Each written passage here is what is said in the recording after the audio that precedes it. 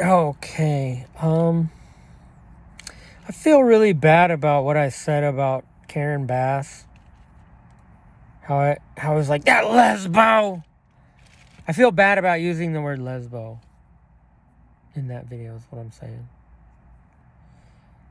And I feel bad about I just can't stand when people use the word nigger. And I mean like especially in a derogatory way, but I live in LA and I was listening to some people talk downtown and they use the word all the time, but it ends with the A, nigga.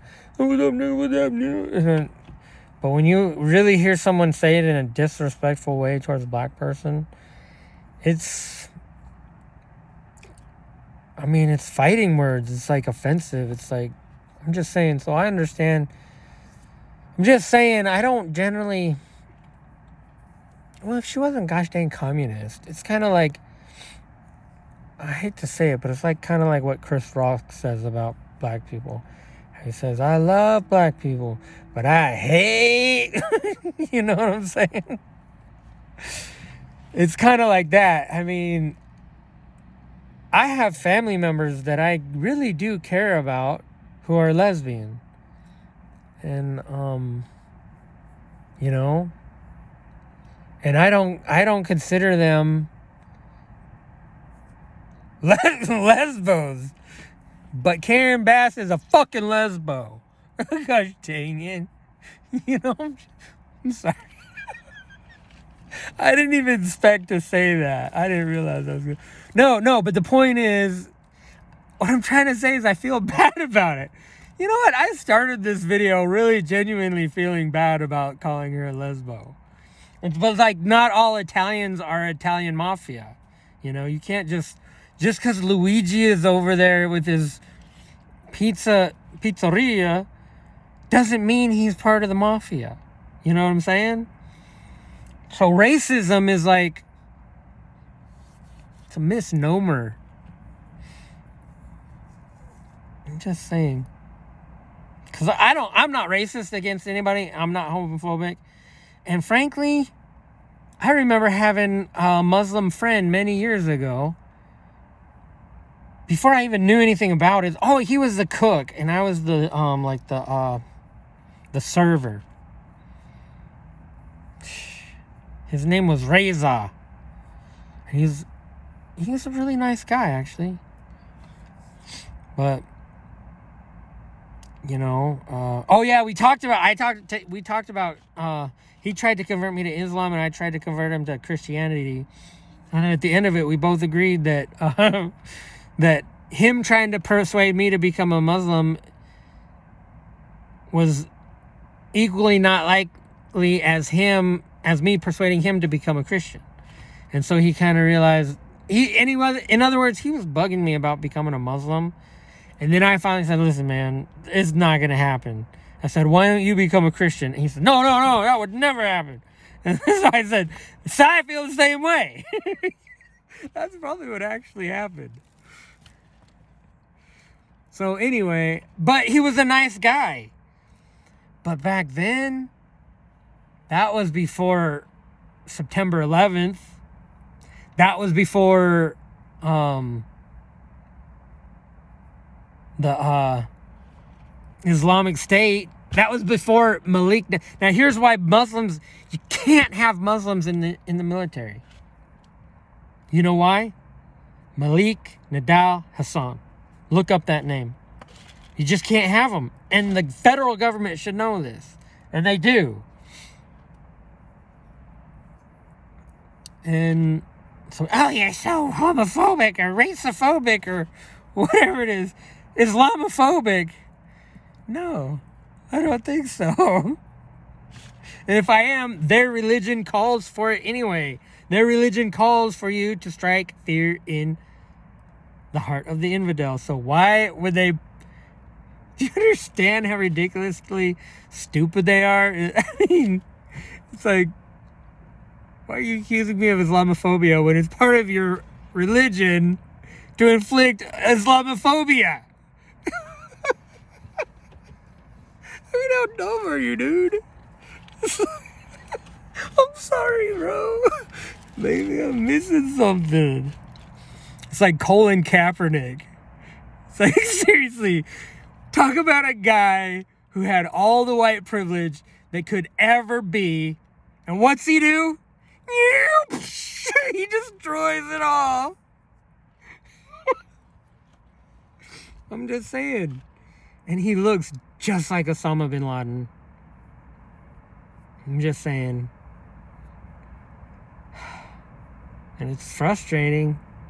It's one of those things. He'll slit your throat.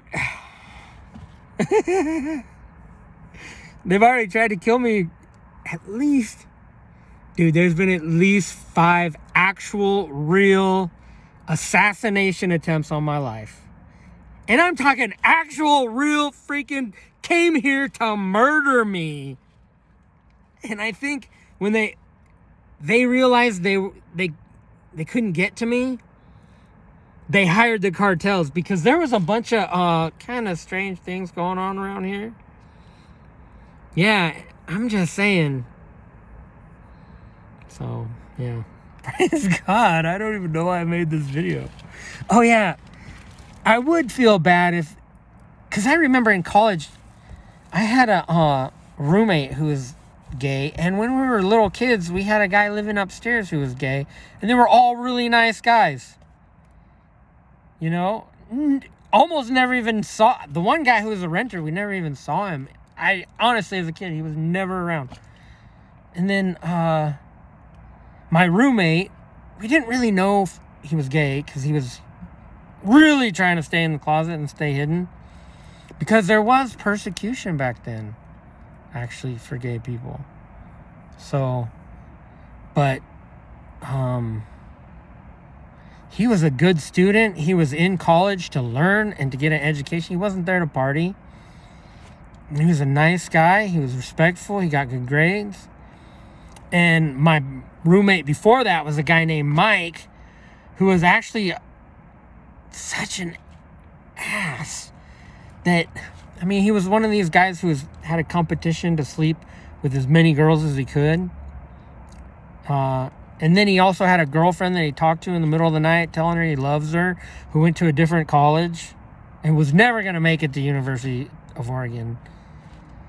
And then he was sleeping with every girl he could. And then a girl comes, one day I'm in my dorm room. And so Mike Murphy was my first roommate in college. Oh, I shouldn't have said his name. Anyway, he's probably dead now. But he had a competition with somebody else to see who could sleep with more girls.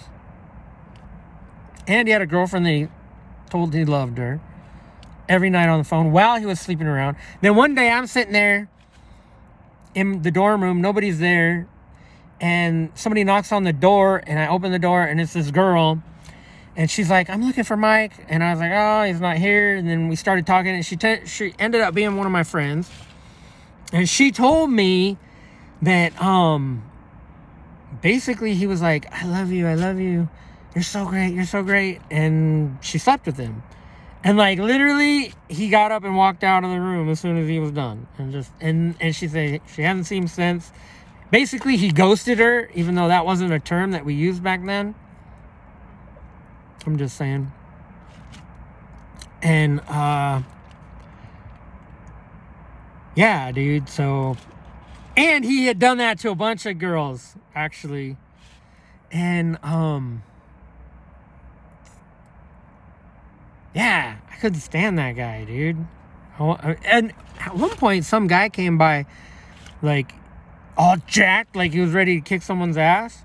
And I opened the door, and there's this guy's like, you Mike? And I looked at him, and I was like, no, he's not here. And he's like, oh. I was like, hey, me, dude.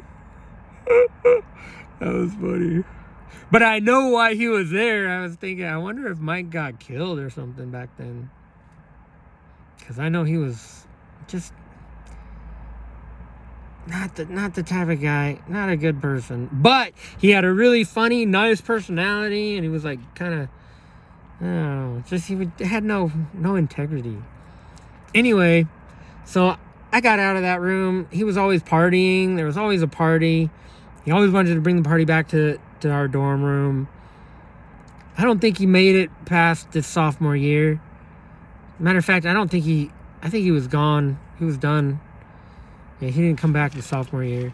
But, yeah, dude.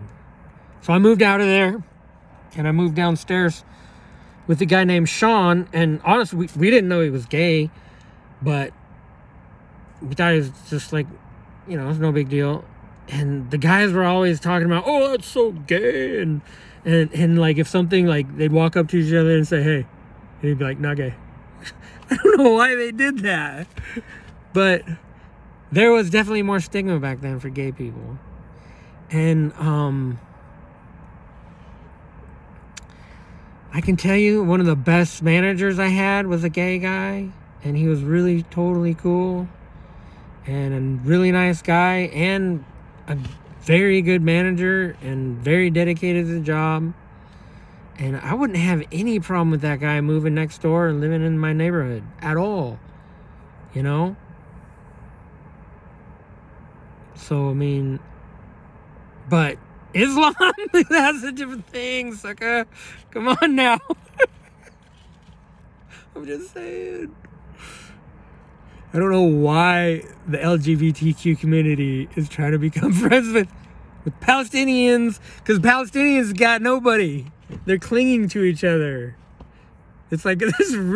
Basically, the Palestinians and the LGBTQ community have a really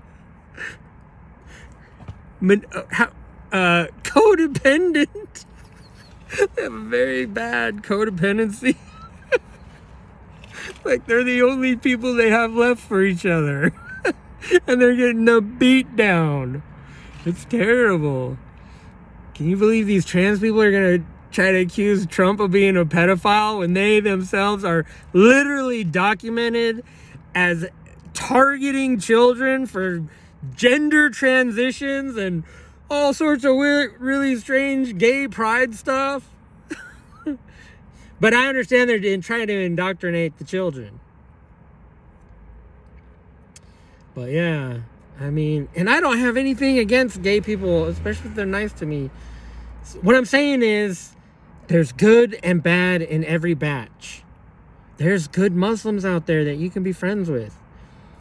There's good gay and lesbian people that you can just chill with. If you end up getting high together, you end up having drinks together and just, I mean, you know what I'm saying? I'm just saying, be cool, you know?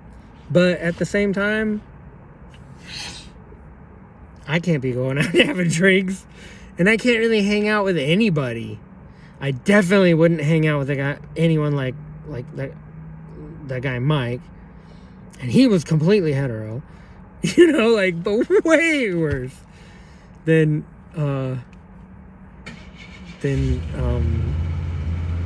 Sean, who was gay, but we only found out later he was gay.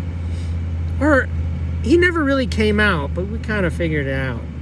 Then I felt really bad. I was never part of the group of guys who were like, I was raised in California, so I was much more multicultural and multi-ethnic oriented. And my mom was definitely very liberal with the way she raised me, so she's definitely a Democrat. And she raised me right. She's a good lady and from Christian heritage. So, anyway.